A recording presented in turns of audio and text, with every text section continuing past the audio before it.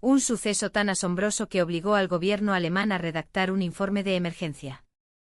Un grupo de ancianos de la élite alemana, acostumbrados a viajar únicamente a sus chalets en Suiza o a sus yates en la Costa Azul, de repente, comenzaron a comprar billetes de avión a España. No eran unos pocos, eran miles actuando al unísono. Lo que ocurrió cuando pisaron suelo español sacudió los cimientos de la sociedad alemana. Esta historia está basada en una serie de hechos reales que cambiaron para siempre la percepción de una nación sobre otra. En la primavera de 2025, los empleados de una agencia de viajes de lujo en el corazón de Berlín presenciaron un fenómeno sin precedentes. La flor y nata de la sociedad alemana, esa élite de edad avanzada que normalmente solo reservaba villas suizas o cruceros por el Mediterráneo, empezó a preguntar, de forma masiva y repentina, por vuelos a España. Concretamente a Madrid. Al principio los agentes pensaron que se trataba de una moda pasajera, quizás una nueva fascinación por la cultura española. Pero la realidad era infinitamente más extraña y profunda. Los empleados de la agencia no daban crédito a lo que oían. Un exministro de más de 70 años declaró que quería experimentar el metro de Madrid. Otro, un magnate de la industria del acero, pidió visitar un mercado de barrio en lugar de un restaurante con estrellas Michelin. Lo más desconcertante fue que estas peticiones, que se contaban por docenas en apenas un par de días, compartían una palabra clave: confirmar. Querían confirmar con sus propios ojos cuán sistemática y estable era la sociedad española. No era turismo. Era una expedición de investigación social. Friedrich Schmidt, exministro de Finanzas de Alemania, una figura de rostro severo y reputación intachable, explicó su motivación con una frialdad analítica que helaba la sangre. Los medios alemanes no dejan de publicar reportajes sobre el sistema social español, dijo a su agente de viajes, un joven que sudaba bajo la presión. Quiero verificar si son ciertos. A su alrededor, un círculo de amigos y colegas asentía. Presidentes de bancos de Frankfurt, titanes de la industria manufacturera, catedráticos eméritos de Heidelberg. Todos, sin excepción, planeaban un viaje a España, un país que hasta entonces solo asociaban con siesta, fiesta y una alarmante falta de puntualidad. Las agencias de viajes de lujo de toda Berlín estaban sumidas en el caos. Era la primera vez en su historia que recibían una oleada de consultas de este tipo. No sabían cómo gestionar a una clientela que rechazaba jets privados y suites de 5 estrellas, pero exigía experimentar el transporte público y visitar hospitales públicos. La situación escaló hasta el punto de tener que diseñar paquetes de viaje completamente nuevos. Lo más peculiar era el perfil demográfico, clientes de entre 60 y 80 años, la mayoría de los cuales rara vez viajaba fuera de las fronteras seguras y predecibles de Europa Central. Estos líderes, el pináculo de la sociedad alemana, de repente sentían una curiosidad febril por un país que siempre habían mirado por encima del hombro. El gobierno alemán comenzó a observar el fenómeno con creciente inquietud. Comprendieron que un desplazamiento masivo de sus líderes de opinión a España podría tener implicaciones que iban más allá del simple turismo. El Ministerio de Asuntos Exteriores contactó discretamente con la embajada española, intentando comprender qué estaba sucediendo. El origen de todo fue un documental emitido por la ARD, la radiotelevisión pública alemana. Titulado El milagro silencioso, el sistema social español, el programa había causado un terremoto en los salones de la alta sociedad alemana, encendiendo en ellos un deseo irrefrenable de verificación. El reportaje destacaba, sobre todo, la eficiencia de la administración digital y del sistema sanitario de España. Para los alemanes que lo vieron, fue un shock cultural. El documental no solo presentaba a España como una potencia tecnológica, sino que argumentaba con datos que la eficiencia operativa de toda su sociedad podía, en muchos aspectos, superar a la de la propia Alemania. La gestión sistemática de la pandemia de COVID-19 y la agilidad en la toma de decisiones habían dejado una impresión imborrable en la intelectualidad germana. La industria turística alemana entró en pánico. En solo una semana, las reservas de vuelos a España superaron las 3.000. Y lo más impactante era la identidad de los viajeros. Era una movilización casi total del 0,1% más influyente de la sociedad alemana. Tras la emisión del documental, los teléfonos de las agencias de viajes de Berlín, Hamburgo y Múnich no dejaban de sonar. Cientos de llamadas diarias inundaban las líneas. La lista de reservas parecía el quién es quién de la élite alemana. Incluía a 12 presidentes de empresas multinacionales y a 8 miembros de consejos de administración de los principales bancos. Los antiguos CEO de BMW y Mercedes-Benz también estaban en la lista. Su edad media era de 68 años, y la mayoría no había pisado el sur de Europa en décadas, salvo para tomar el sol en alguna cala de Mallorca. Pero lo más sorprendente eran sus condiciones de viaje. Normalmente estos clientes exigían jets privados, hoteles de gran lujo y guías personales. Sin embargo, los que querían ir a España pedían exactamente lo contrario. Querían volar en clase turista de aerolíneas comerciales y preferían hoteles de negocios de categoría media a las suites de lujo. Y aún más extraño era su itinerario. No mostraban interés alguno por el Museo del Prado o la Alhambra. En su lugar, querían visitar estaciones de metro, mercados tradicionales, hospitales públicos y oficinas de la administración. Un exministro llegó a solicitar observar personalmente el proceso de atención al ciudadano en el Ayuntamiento de Madrid. La industria turística alemana se enfrentaba a un desafío logístico y conceptual. Los paquetes turísticos existentes para España eran inútiles. Tuvieron que desarrollar a toda prisa un nuevo tipo de viaje de estudio social. Los representantes de las grandes agencias de Berlín celebraron reuniones de emergencia. Los empleados tuvieron que contactar con instituciones públicas españolas para obtener permisos de visita. Los guías e intérpretes necesitaron una nueva formación, ya que su trabajo no consistiría en explicar la historia del arte, sino en desgranar el funcionamiento de un sistema social. La Oficina de Turismo de España en Alemania estaba igualmente perpleja. La cifra habitual de turistas alemanes en España era significativa, pero esto era diferente. En un solo mes, recibieron una avalancha de reservas que equivalía a la mitad del total anual, y ninguna de ellas era para turismo convencional. El gobierno alemán seguía la situación de cerca, consciente de que el movimiento colectivo de su élite al extranjero podía tener un significado diplomático. El Ministerio de Asuntos Exteriores envió una comunicación informal al gobierno español, y se estableció un sistema de cooperación entre ambos países. Lo más fascinante era la motivación de los viajeros. Su objetivo no era la simple curiosidad, sino un estudio comparativo con la sociedad alemana. Un exministro de Economía confesó que decidió viajar tras leer un informe que afirmaba que el sistema de gobierno digital de España estaba una década por delante del alemán. Quería verlo con sus propios ojos. La prensa alemana también se hizo eco del fenómeno. El Bild tituló a toda página, "La fiebre española de la élite alemana". Der Spiegel preparó un reportaje en profundidad titulado, "Líderes alemanes aprendiendo del sur".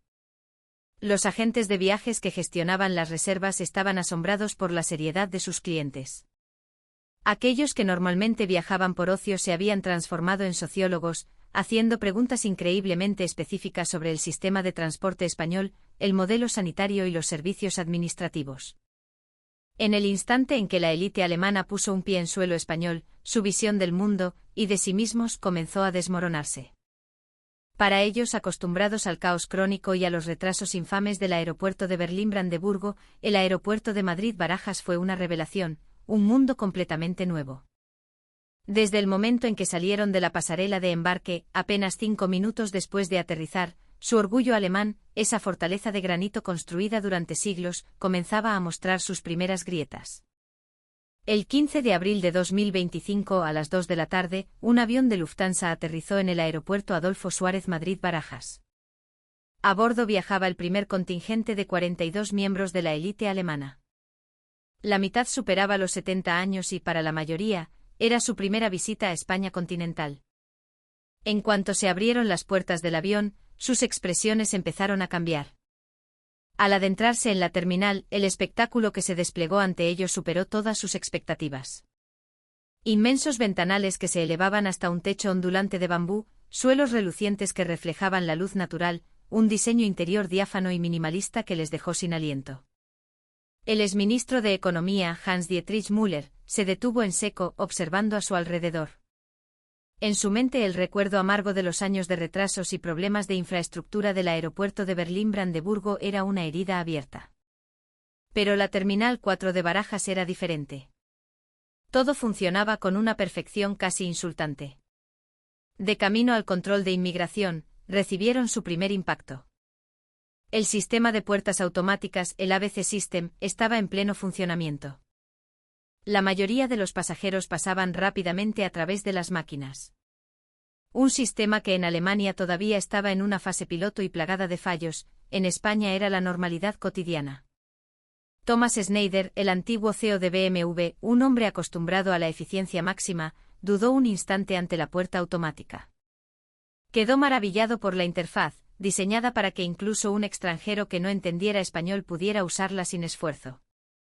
El soporte multilingüe alemán, inglés, japonés, era impecable. En la zona de recogida de equipajes les esperaba el segundo shock. Una pantalla gigante mostraba en tiempo real el estado de las maletas. La cinta transportadora se movía con un silencio y una suavidad asombrosos. La pérdida o el retraso de equipaje, una experiencia frecuente en el aeropuerto de Frankfurt, parecía un concepto de ciencia ficción en aquel lugar. Lo más sorprendente fue la actitud del personal del aeropuerto. Los empleados de los mostradores de información respondían a las preguntas en un inglés fluido y con una sonrisa. El personal de limpieza pasaba inmediatamente después de que los viajeros se movieran, dejando el suelo impoluto. Era una calidad de servicio que rara vez se veía en los aeropuertos alemanes. Las instalaciones internas también dejaron boquiabiertos a los alemanes. El wifi gratuito era un estándar, no un lujo. Había estaciones de carga y todo tipo de comodidades por todas partes.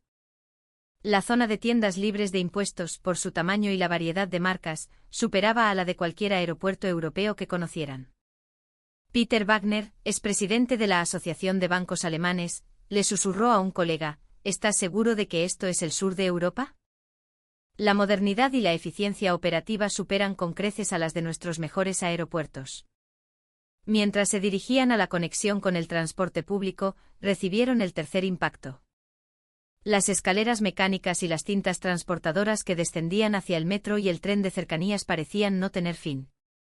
Todas las instalaciones estaban tan limpias que parecían recién inauguradas. La señalización era increíblemente intuitiva, incluso un extranjero que llegaba por primera vez podía orientarse sin dificultad. En el andén del tren les esperaba el golpe de gracia final. El tren llegó exactamente a la hora prevista. El interior de los vagones era más moderno que el de los trenes S-Bahn de Alemania. El espacio entre asientos era amplio y el ruido mínimo. En apenas 5 minutos el estereotipo que la élite alemana tenía de España se había hecho añicos. La imagen de un país subdesarrollado se había desvanecido por completo. Lo que presenciaron fue un sistema más avanzado que el alemán. Y su conmoción no había hecho más que empezar. El legendario orden de la autobahn alemana palideció en comparación con la fluidez de las autopistas de Madrid. En el momento en que el autobús del aeropuerto se incorporó a la M40, la élite alemana se sumió en una nueva ola de estupefacción. La cultura vial de España era completamente diferente a la imagen caótica que tenían de Asia. Y para su vergüenza, del sur de Europa. Al principio, sentados en el autobús que los llevaba de Barajas al centro de Madrid, miraban por la ventana sin especial interés. Pero en cuanto el vehículo entró en la autopista de circunvalación, sus miradas se volvieron atentas y analíticas. Desde los tramos elevados, la vista del skyline de las 4 torres Business Area, recortándose contra el cielo azul, rivalizaba en escala y modernidad con el distrito financiero de Frankfurt. Klaus Hartmann, un exsecretario de Estado de Transportes, pegó la cara a la ventana para observar la infraestructura. Las carreteras perfectamente asfaltadas, la señalización, clara y precisa, los carriles bien definidos. Todo transmitía una sensación de orden y planificación que chocaba frontalmente con sus prejuicios. Al entrar en el casco urbano de Madrid, comenzó la primera sorpresa. Interminables complejos de apartamentos de gran altura se extendían hasta donde alcanzaba la vista, una densidad urbana que rara vez se veía en Alemania. Pero lo más asombroso era que entre estos gigantescos bloques residenciales, los parques y las zonas verdes estaban distribuidos de forma sistemática. Dieter Meyer, el ex CEO de Mercedes-Benz, no pudo evitar expresar su admiración por la escala de los nuevos barrios. Enormes áreas residenciales, capaces de albergar a decenas de miles de personas, estaban diseñadas como ciudades autosuficientes. Comercios, colegios, hospitales, parques. Todo estaba al alcance de la mano, a una distancia que se podía recorrer a pie, demostrando una planificación urbana de primer nivel. Al dirigir la vista a las calles, les esperaba otro impacto. A pesar del denso tráfico, los vehículos se movían con una disciplina asombrosa. Era una sensación de orden que ni siquiera en las autopistas alemanas se experimentaba con tanta consistencia. Los cambios de carril se realizaban con cortesía y los sistemas de semáforos funcionaban con una eficiencia milimétrica. Lo que más les impresionó fue la armonía entre el transporte público y los vehículos privados. Los carriles bus estaban perfectamente segregados, y los autobuses llegaban a las paradas con una puntualidad rigurosa. En muchas ciudades alemanas, ni siquiera se había logrado establecer un sistema de transporte público de esa calidad. Peter Wagner, el expresidente de la Asociación de Bancos Alemanes, le susurró a un colega: considerando la densidad de población de Madrid, este orden en el tráfico es, sencillamente, un milagro. En Berlín o Hamburgo las horas punta son un auténtico colapso. Pero aquí es diferente, brutalmente diferente. La escena en las entradas del metro y en las paradas de autobús también dejó perplejos a los alemanes. Los ciudadanos esperaban en filas ordenadas. Cuando llegaba el autobús o el tren, primero dejaban salir a los pasajeros antes de subir. Este nivel de civismo era un modelo a seguir incluso para la disciplinada Alemania. El aspecto de las zonas comerciales a lo largo de las calles también era impresionante. Los letreros estaban regulados sistemáticamente y las fachadas de los edificios mantenían un cierto estándar estético, en claro contraste con algunas zonas de Alemania donde la anarquía de los carteles comerciales degradaba el paisaje urbano. Pero lo que les dejó verdaderamente boquiabiertos fue el diseño de las calles, centrado en el peatón. Cada paso de cebra estaba equipado con señales acústicas para personas con discapacidad visual. Las aceras estaban completamente separadas de la calzada. Las rampas para sillas de ruedas estaban por todas partes. El nivel de accesibilidad superaba incluso los estándares de las ciudades alemanas más avanzadas. Desde un puente que cruzaba el río Manzanares, la vista nocturna del centro de Madrid asestó el golpe final a los alemanes. Los rascacielos que se extendían a ambas orillas del río brillaban con miles de luces, parpadeando en un orden perfecto. Parecía más grandioso y moderno que el centro de Frankfurt o Múnich. Durante el trayecto de poco más de una hora desde el aeropuerto hasta el hotel, la percepción que la élite alemana tenía de España se transformó radicalmente. Confirmaron que España no solo era un país de crecimiento económico, sino una nación avanzada que en planificación urbana, sistemas de transporte e incluso conciencia cívica, superaba los estándares alemanes. Estaban en shock. Para la élite alemana, acostumbrada a las anticuadas instalaciones y las frecuentes averías del U-Bahn de Berlín, el momento en que subieron al metro de Madrid fue una humillación total. Su orgullo por el sistema de transporte público alemán, que consideraban uno de los mejores del mundo, se hizo añicos. El sistema que encontraron en España lo dejó en evidencia. A las 9 de la mañana del día siguiente, el grupo de dignatarios alemanes se dirigió a la estación de Nuevos Ministerios para experimentar el metro. Para estas personas, que en su mayoría solo habían viajado en vehículos privados o jets, el metro era una experiencia exótica. Pero la curiosidad pudo más que el recelo. Querían confirmar por sí mismos la leyenda del transporte público español. Desde la entrada a la estación, comenzó la primera sorpresa. Las escaleras mecánicas descendían a las profundidades, y todas las instalaciones brillaban como si fueran nuevas. El ambiente era luminoso y limpio, en absoluto contraste con la atmósfera oscura y a menudo húmeda de muchas estaciones del U-Bahn de Berlín. Lo que más les impresionó fue que cada estación contaba con ascensores para personas con movilidad reducida y ancianos. Ingrid Bauer, exministra de Asuntos Sociales, no pudo contener una exclamación de asombro al llegar al andén. Todo el espacio estaba brillantemente iluminado y el suelo de granito pulido brillaba como el mármol. Era la antítesis de la penumbra de las estaciones berlinesas. Pero lo más alucinante fue el sistema de señalización.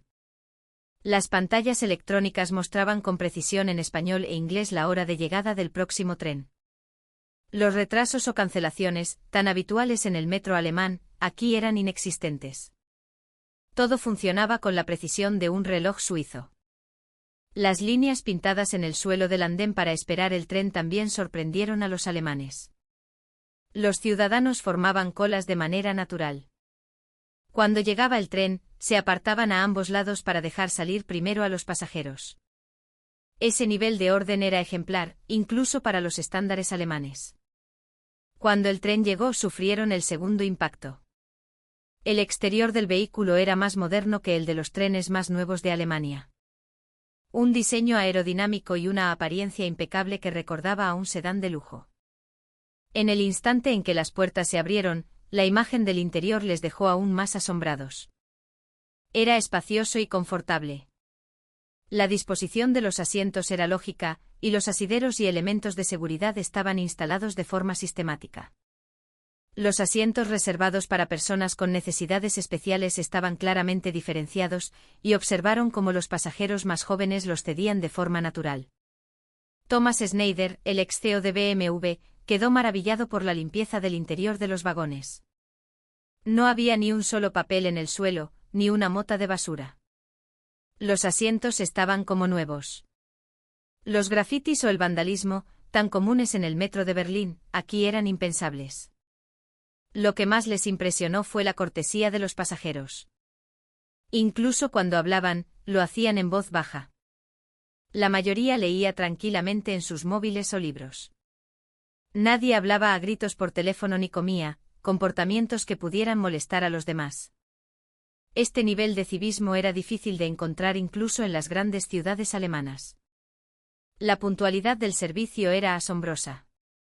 Los trenes llegaban y salían a la hora exacta.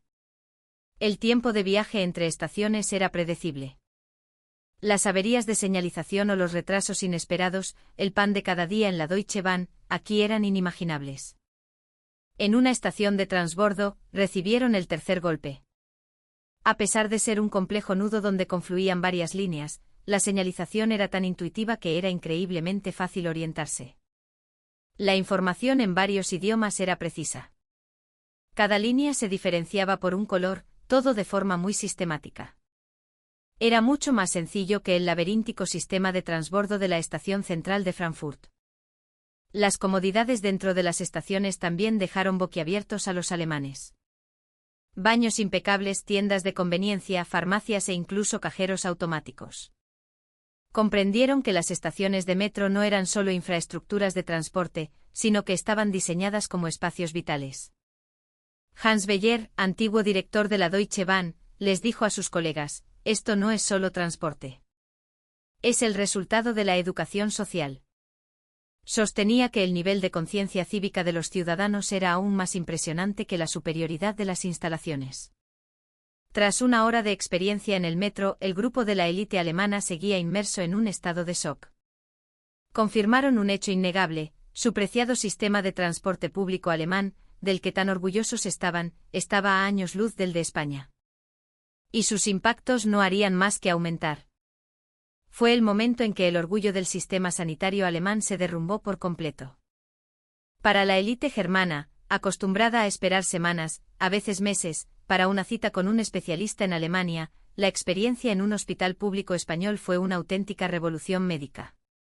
Completar un chequeo completo en menos de 2 horas. Su conmoción era indescriptible. Al tercer día por la mañana, ocurrió algo inesperado. Uno de los miembros del grupo, Rudolf Howe, ex consejero del Bundesbank, sintió un repentino mareo y una opresión en el pecho. A sus 72 años y con un historial de hipertensión y diabetes, sus compañeros se temieron lo peor. El guía, manteniendo la calma, lo llevó de inmediato al Hospital Universitario La Paz. Antes de llegar a urgencias, el pánico se apoderó de los alemanes. Dudaban de que un extranjero pudiera recibir un tratamiento adecuado y rápido en un hospital del sur de Europa. Pero desde el momento en que cruzaron las puertas del hospital, sus prejuicios se hicieron añicos. En la entrada de urgencias, recibieron la primera sorpresa. El personal de admisión entendió la situación en un inglés perfecto e inmediatamente asignó un intérprete que hablaba alemán. En un hospital alemán, conseguir un intérprete requiere una solicitud previa y días de espera. En España, fue instantáneo. La rapidez del proceso de registro dejó atónitos a los alemanes. Introducir los datos del paciente, verificar el seguro, asignarle un médico. Todo en menos de 10 minutos. En Alemania, solo la verificación de los documentos del seguro puede llevar más de media hora. La eficiencia del sistema informático español jugaba en otra liga. En la sala de espera, recibieron el segundo shock. A pesar de ser urgencias, las instalaciones parecían el vestíbulo de un hotel. Asientos limpios, iluminación brillante y una atmósfera de calma que aliviaba la ansiedad del paciente. Un contraste brutal con el ambiente caótico y abarrotado de las urgencias alemanas. Cuando llegó su turno, les esperaba la tercera sorpresa. El médico que lo atendió había estudiado en Alemania, por lo que pudo comunicarse con ellos en un alemán fluido. Pero lo más impresionante fue su profesionalidad. Revisó meticulosamente el historial médico del paciente, e incluso comprobó las posibles interacciones con los medicamentos que tomaba en Alemania. El proceso de pruebas médicas provocó el mayor de los impactos. Electrocardiograma, radiografía de tórax, análisis de sangre, tomografía computarizada, TAC. Todas las pruebas se completaron en menos de una hora. En Alemania, solo para conseguir una cita para un TAC, la lista de espera es de varias semanas. Los resultados estaban disponibles al instante, lo que agilizó enormemente el diagnóstico. María Smith, secretaria de Estado de Sanidad, le susurró a un colega médico: «Esto no es un servicio médico, es una revolución. Ni siquiera nuestros mejores hospitales universitarios en Alemania pueden realizar pruebas a esta velocidad». La amabilidad del personal sanitario también conmovió a los alemanes. Las enfermeras cuidaban con esmero el estado del paciente y respondían con paciencia a las preguntas de la familia. Un trato radicalmente diferente al enfoque frío y formal de los hospitales alemanes. Era el paradigma de una atención médica centrada en el paciente. Afortunadamente, los resultados no revelaron nada grave. Se diagnosticó como un episodio transitorio causado por la fatiga del viaje y el jet lag. Al prescribir la medicación, el médico explicó que había elegido fármacos que el paciente podría seguir tomando al regresar a Alemania. Esta atención al detalle era inusual incluso en los mejores hospitales alemanos. En la farmacia experimentaron la cuarta sorpresa. Al presentar la receta, el farmacéutico le explicó en alemán la pauta de medicación. La bolsa de los medicamentos llevaba una etiqueta en alemán para que no tuviera ningún problema a su regreso. Este nivel de servicio para pacientes extranjeros era muy difícil de encontrar en Alemania. En el momento de pagar la factura, recibieron el impacto final.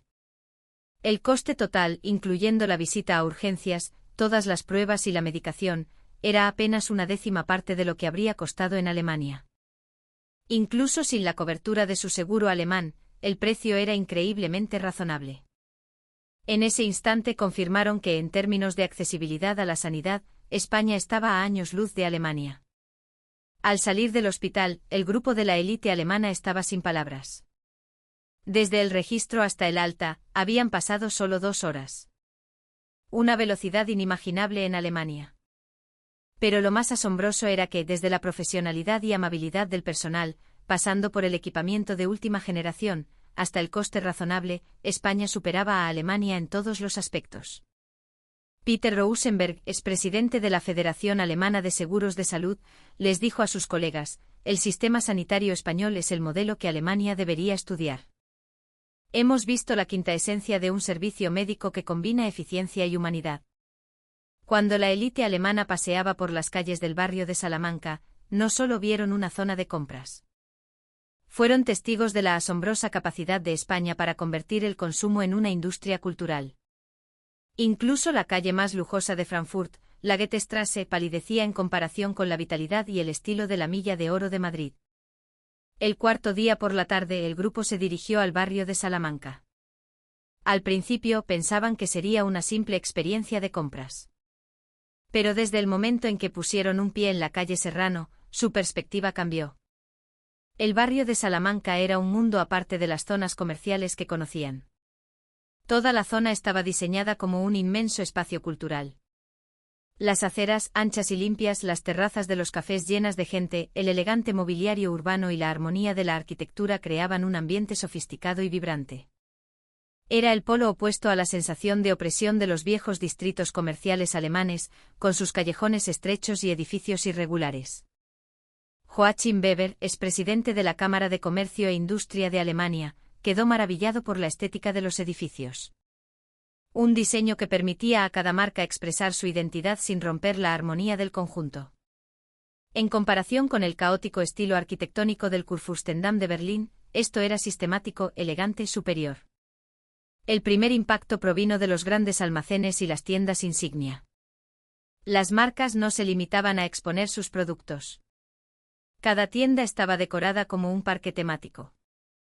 Había espacios donde los clientes podían experimentar los productos, asesores personales que ofrecían un servicio a medida e incluso pequeños cafés integrados, creando espacios culturales híbridos. En comparación con el método de exhibición meramente funcional de las tiendas alemanas, esto estaba en otra dimensión. Las tiendas en España habían elevado las compras a la categoría de entretenimiento. Hacían que los clientes no solo compraran un producto, sino una experiencia. En las tiendas de moda, vivieron la segunda sorpresa. El nivel de servicio de los empleados superaba incluso al de los grandes almacenes más exclusivos de Alemania. Cada cliente parecía tener asignado un estilista personal que ofrecía consejos de moda a medida. Un servicio que en Alemania se reservaba únicamente para clientes VIP, aquí era la norma. Claudia Müller, expresidenta de la Asociación Alemana de la Moda, se fijó en la estrategia de las tiendas. No solo vendían ropa, proponían un estilo de vida. Cada marca tenía su propia narrativa, su concepto, y los clientes anhelaban formar parte de esa historia. En los restaurantes y cafeterías, recibieron el tercer impacto. Desde las zonas gourmet de los grandes almacenes hasta los restaurantes de alta cocina, todo estaba gestionado de forma impecable. El nivel de higiene cumplía perfectamente los estándares alemanes, y la calidad del sabor y del servicio era excepcional. Lo que más les impresionó fue que cada local tenía un concepto y una atmósfera únicos, en claro contraste con la cultura de restauración más homogénea de Alemania. En España, comer fuera era una experiencia cultural en sí misma. No se trataba solo del sabor de la comida. La atmósfera, el servicio e incluso el diseño interior estaban pensados para la máxima satisfacción del cliente. Pero lo más asombroso fue la aplicación de la tecnología digital. Sistemas de pedidos mediante códigos QR, consulta de stock en tiempo real, servicios de recomendación personalizados. Todo estaba conectado digitalmente. En comparación con las tiendas alemanas, donde muchos procesos todavía se gestionaban a mano, aquí estaban una década por delante.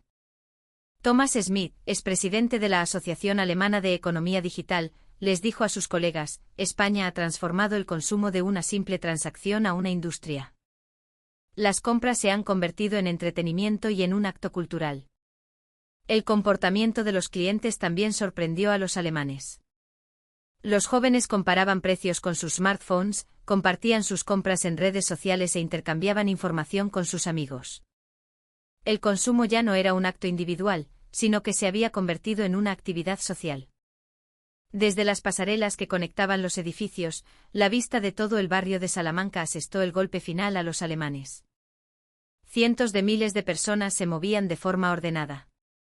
Todas las tiendas bullían de actividad. Gestionar un distrito comercial de esta magnitud de forma tan sistemática era algo difícil de ver en Europa. Las actuaciones culturales y los eventos que se celebraban en las calles también eran impresionantes. El comercio y la cultura se fusionaban de forma natural, creando sinergias. Un enfoque totalmente diferente a la rígida cultura comercial alemana. Angela Weiss, exministra de Cultura, estaba fascinada.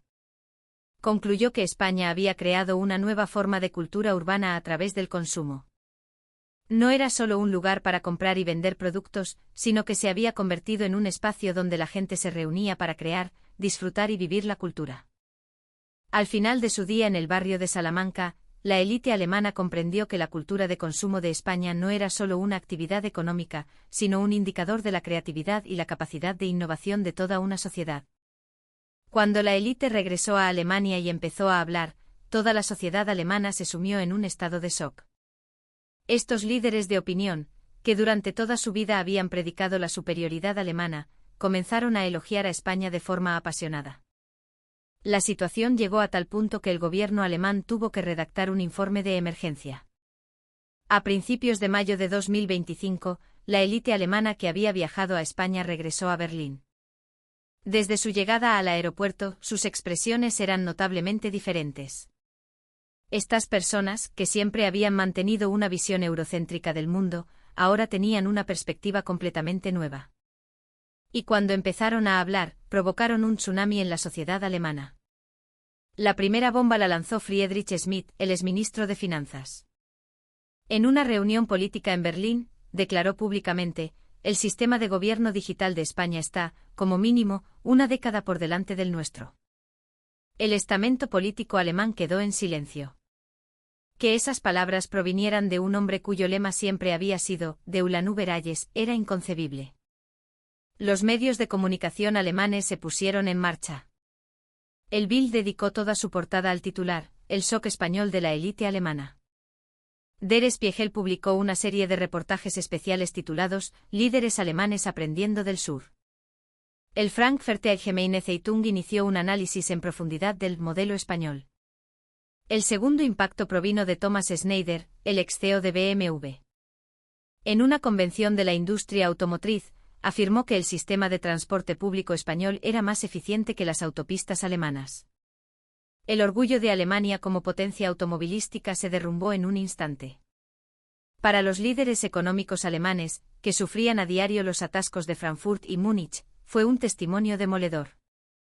Todo el sector económico alemán comenzó a agitarse. Los empresarios que habían estado en España compartían sus experiencias en todo tipo de reuniones. Desde la automatización del aeropuerto de Barajas, la puntualidad del AVE y del Metro de Madrid, la rapidez del sistema hospitalario, hasta la innovación digital del barrio de Salamanca, todo se comunicaba con datos concretos y comparativas directas. La mayor ola expansiva se produjo en el sector médico. María Schmidt, exsecretaria de Estado de Sanidad, elogió el sistema sanitario español en el Congreso de la Asociación Médica Alemana. Cuando testificó que una prueba de TAC, para la que en Alemania hay una lista de espera de 3 semanas, en España se la habían hecho en menos de 2 horas junto con un chequeo completo, el sector médico alemán comenzó un profundo proceso de autocrítica. El gobierno alemán ya no podía permanecer de brazos cruzados. A medida que los líderes de opinión seguían elogiando a España de forma colectiva, los ministerios de Asuntos Exteriores y de Economía formaron un grupo de trabajo de emergencia. Su objetivo era analizar sistemáticamente el sistema social español e identificar las áreas que Alemania podría emular. En el Bundestag, las preguntas sobre España se dispararon. Los diputados de la oposición interpelaban día tras día al gobierno sobre el retraso de su política de digitalización en comparación con España.